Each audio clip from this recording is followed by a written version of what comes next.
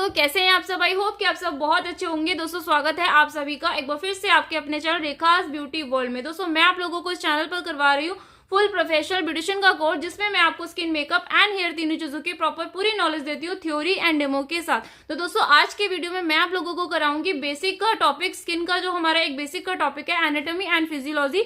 ये टॉपिक छूट गया था, तो आप लोगों के काफी कमेंट्स आ रहे थे कि मैम इस टॉपिक को भी कंप्लीट करवा दीजिए। तो आज मैं यही टॉपिक आप लोगों को कंप्लीट कराऊंगी।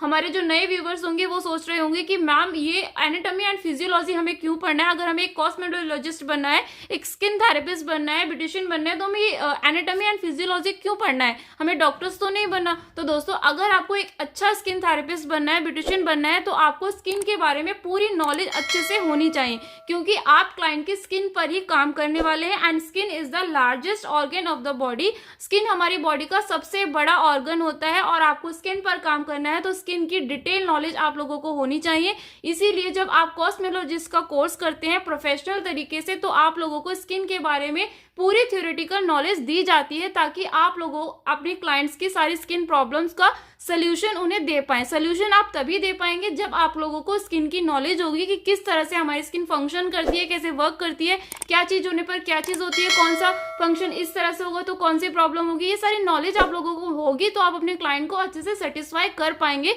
उनके सभी क्वेश्चंस का आंसर कर पाएंगे, और आपका क्लाइंट आपसे बहुत ही ज्यादा प्रभावित होगा और बहुत ही ज्यादा खुश होगा।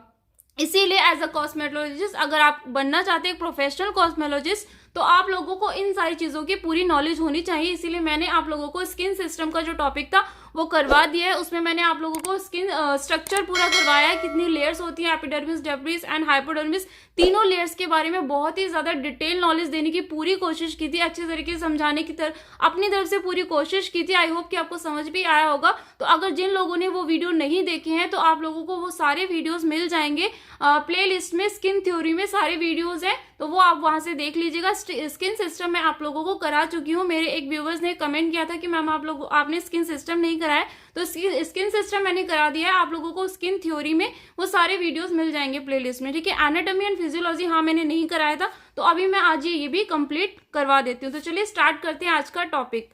स्टार्ट करने से पहले आप लोगों से एक रिक्वेस्ट है कि प्लीज वीडियो को स्किप मत कीजिएगा एंड वीडियो को पूरा एंड तक जरूर देखिएगा पेशेंस के साथ, ताकि आप लोगों को पूरी नॉलेज मिल सके। जो अधूरी नॉलेज होती है वो फिर बड़ी खतरनाक होती है, इसीलिए आप प्लीज वीडियो को पूरा जरूर देखिएगा बिना स्किप किए। एंड वीडियो अच्छा लगे तो प्लीज एंड में वीडियो को लाइक जरूर कीजिएगा, चैनल को सब्सक्राइब भी जरूर कर लीजिएगा। तो चलिए अब स्टार्ट करते हैं। As a cosmetology student, human anatomy and physiology को समझना हमें बहुत ही जरूरी है, क्योंकि इससे हमें ब्यूटी के क्षेत्र में प्रोफेशनल तरीके से बहुत ही ज्यादा हेल्प मिलती है। किस तरह से हेल्प मिलती है, देखो, हमें एनाटॉमी एंड फिजियोलॉजी के बारे में पता होगा तो हम ये समझ पाएंगे कि हमारी जो बॉडी है वो पूरी तरह से कैसे फंक्शन करती है, कैसे हमारी पूरी बॉडी काम करती है। अब ये जानना हमें क्यों जरूरी है, देखो, हमें स्किन पर काम करना है, तो हमें पता होना चाहिए कि हमारी बॉडी के अंदर जो भी फंक्शन हो रहे हैं, स्किन से रिलेटेड जो फंक्शन हो रहे हैं, वो किस तरह से परफॉर्म कर रहे हैं, ताकि हम क्लाइंट की इंटरनल एंड एक्सटर्नल दोनों ब्यूटी पर काम कर पाए। जब हमें ये चीजें पता होंगी, तब हम उन्हें बाहर से तो प्रोडक्ट के थ्रू काम करेंगे एंड इंटरनली वर्क करने के लिए भी हम उन्हें सजेशन दे पाएंगे, जब हमें खुद नॉलेज होगी तब, ठीक है।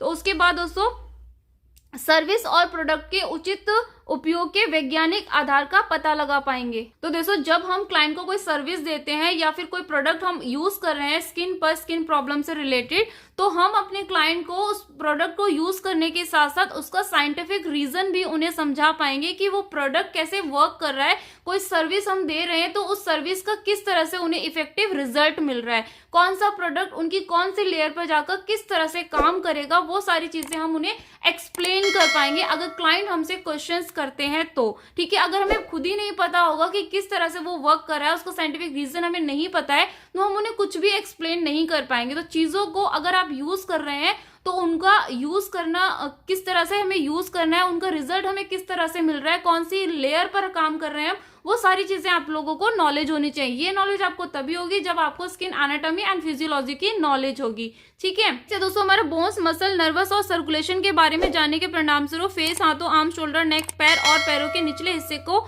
सुरक्षित और प्रभावी ढंग से मैनिपुलेशन कर पाएंगे। अब इसका मतलब ये है कि जब आप anatomy and physiology skin system पढ़ लेते हैं, आपको नॉलेज हो जाती है, तो आपको बोन्स, मसल, नर्वस, सर्कुलेशन के बारे में भी नॉलेज होती है। इसमें बहुत ही ज्यादा डीप नॉलेज हमें नहीं लेनी है, लेकिन हमें इतना पता होना चाहिए चाहिए कि ये सारी चीजें कैसे काम करती हैं, कौन कौन से बॉडी पार्ट्स होते हैं, कौन कौन सी मसल्स होती हैं, बोन्स किस तरह से हमारा काम करेगी, क्योंकि हमें उसमें मसाज भी इंक्लूड होती है। हमारे ब्यूटिशियन जो कोर्स हम करते हैं स्किन पर, जब हम काम करते हैं तो मसाज भी यूज करते हैं ना, बॉडी स्पा में तो पूरी बॉडी पर हम वर्क करते हैं, तो हमें ये सारी चीजें पता होंगी, तो हम जो उसमें मैनिपुलेशंस यूज करते हैं उसे बहुत ही इफेक्टिवली यूज कर पाएंगे और क्लाइंट को बेस्ट रिजल्ट दे पाएंगे। ठीक है, इन सारी चीजों की नॉलेज होगी तो बहुत ज्यादा डीप नॉलेज नहीं जाना है हमें डॉक्टर्स नहीं बनना, लेकिन हाँ हमें एक प्रोफेशनल तरीके से एक अच्छा बेस्ट कॉस्मेटोलॉजिस्ट बनना है, तो उसके लिए हमें ये सारी चीजों की नॉलेज होनी चाहिए। क्योंकि डॉक्टर भी देखो, डॉक्टर के पास आप जाते हो और डॉक्टर भी क्या करते हैं कि आपको जो भी प्रॉब्लम उनको बताते हैं उसको रिकॉग्नाइज करने की कोशिश करते हैं, वो पहचानने की कोशिश करते हैं थ्रू द टेस्टेज। वो आपके टेस्ट करते हैं, जानने की कोशिश करते हैं कि कौन सा पार्ट काम नहीं कर रहा है, किस वजह से वो आपको दिक्कत हो रही है। तो सेम उसी तरीके से हम भी, क्लाइंट हमारे पास कोई प्रॉब्लम लेके आता है स्किन से रिलेटेड, तो हम भी जानने की कोशिश करते हैं ये प्रॉब्लम उन्हें क्यों हो रही है। रीजंस को जानकर जब हम उसका ट्रीटमेंट शुरू करते हैं तो फिर रिजल्ट भी हमें मिलता है। बिना रीजन जाने हम कोई भी प्रोडक्ट लगा देंगे तो उसका रिजल्ट हमें नहीं मिलेगा। तो चीजों के बारे में नॉलेज होगी तो हम क्लाइंट को अच्छा सजेशन दे पाएंगे। ठीक है, तो इसका ये रीजन हो गया। तो दोस्तों ये सारे पॉइंट थे कि हमें anatomy and physiology skin system की नॉलेज क्यों लेनी चाहिए, क्यों हमें पढ़ना है कॉस्मेटोलॉजिस्ट के कोर्स में। ठीक है, क्लियर हो गया आपको बिल्कुल? अगर क्लियर हो गया तो फटाफट से कमेंट बॉक्स में कमेंट करके मुझे बता दीजिए, हाँ मैम हमें क्लियर हो गया है कि हमें क्यों पढ़ना है anatomy, physiology and skin system.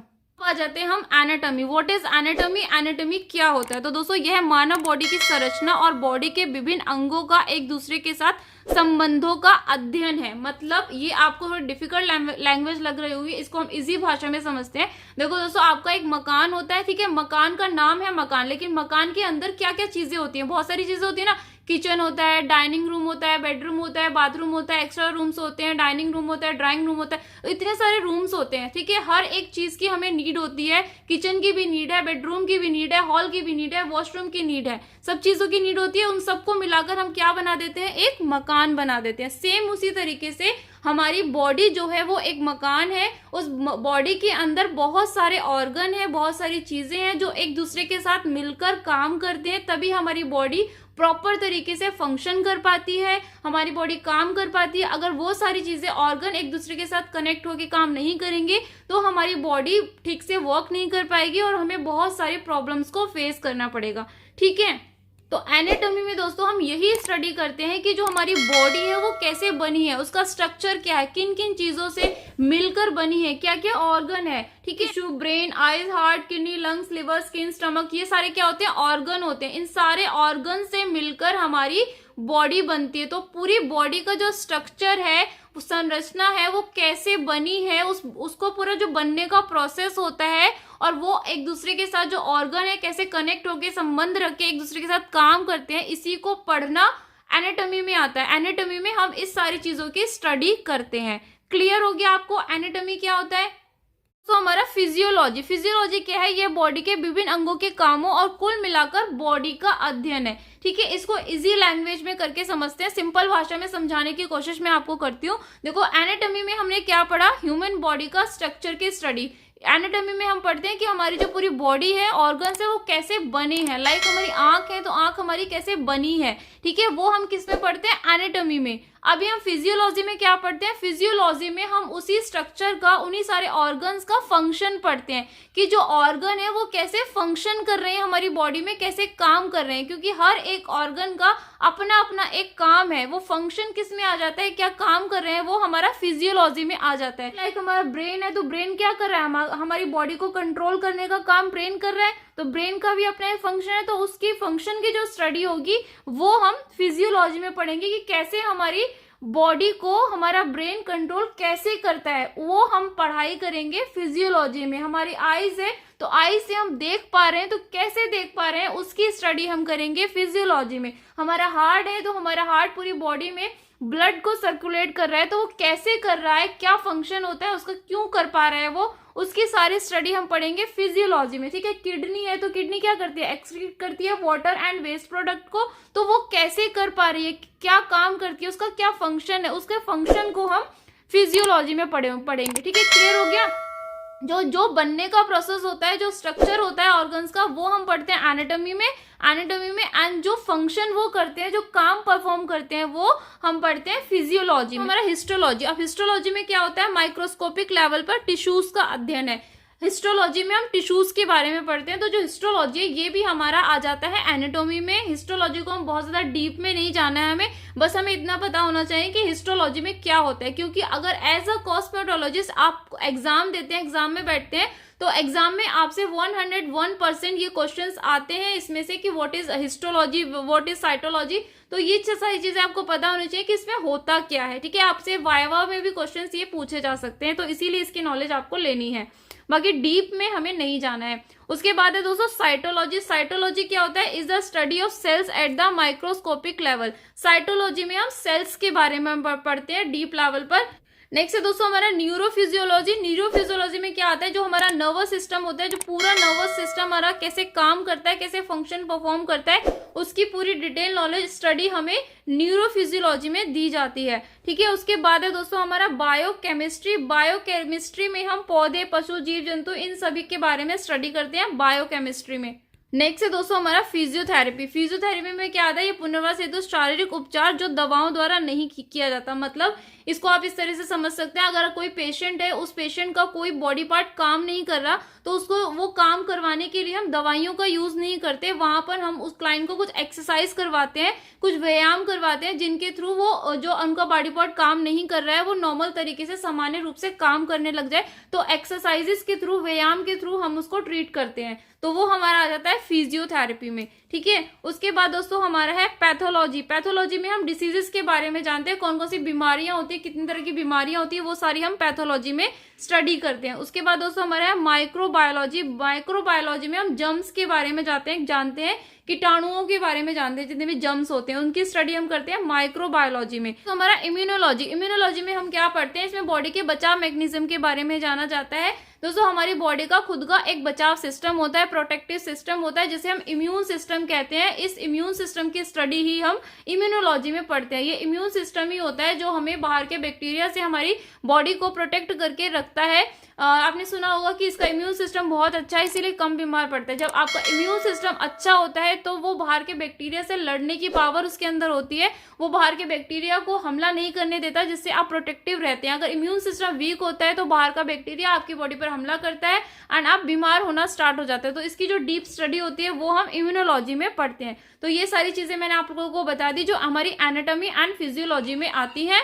Next video में दोस्तों मैं आपको लिविंग सिस्टम जो हमारा रहता है वो मैं आप लोगों को, उसमें सबसे पहला हमारा है सेल से स्टार्ट करेंगे, सेल एंड टिश्यूज। तो मैं आपको नेक्स्ट वीडियो में सेल कराऊंगी बहुत ही डिटेल में। तो नेक्स्ट वीडियो के लिए दोस्तों अगर आपने अभी तक चैनल को सब्सक्राइब नहीं किया है तो प्लीज प्लीज प्लीज चैनल को सब्सक्राइब जरूर कर लीजिएगा, तभी आप लोगों को मेरे आने वाले वीडियोस का नोटिफिकेशन मिल पाएगा और आपका कोई भी वीडियो मिस नहीं होगा। तो चैनल को सब्सक्राइब करके पास ही में बेल आइकन को जरूर प्रेस कर लीजिएगा, तभी आप तक नोटिफिकेशन पहुंच पाएगा। एंड दोस्तों आज का वीडियो आपको नॉलेजेबल लगा हो, आपने इस वीडियो से कुछ भी थोड़ा सा भी सीखा हो, तो प्लीज वीडियो को लाइक किए बिना मत जाइएगा, वीडियो को लाइक जरूर कीजिएगा। एंड दोस्तों अपने दोस्तों के साथ ज्यादा से ज्यादा वीडियो को शेयर भी कीजिएगा ताकि ये नॉलेज और लोगों तक भी पहुंच पाए।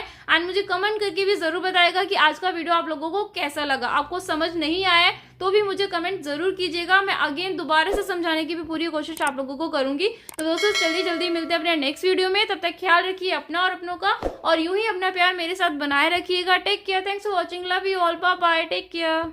स्टार्ट करने से पहले आप लोगों से एक रिक्वेस्ट है कि प्लीज वीडियो को स्किप मत कीजिएगा एंड वीडियो को पूरा एंड तक जरूर देखिएगा पेशेंस के साथ, ताकि आप लोगों को पूरी नॉलेज मिल सके। जो अधूरी नॉलेज होती है वो फिर बड़ी खतरनाक होती है, इसीलिए आप प्लीज वीडियो को पूरा जरूर देखिएगा बिना स्किप किए। एंड वीडियो अच्छा लगे तो प्लीज एंड में वीडियो को लाइक जरूर कीजिएगा, चैनल को सब्सक्राइब भी जरूर कर लीजिएगा। तो चलिए अब स्टार्ट करते हैं।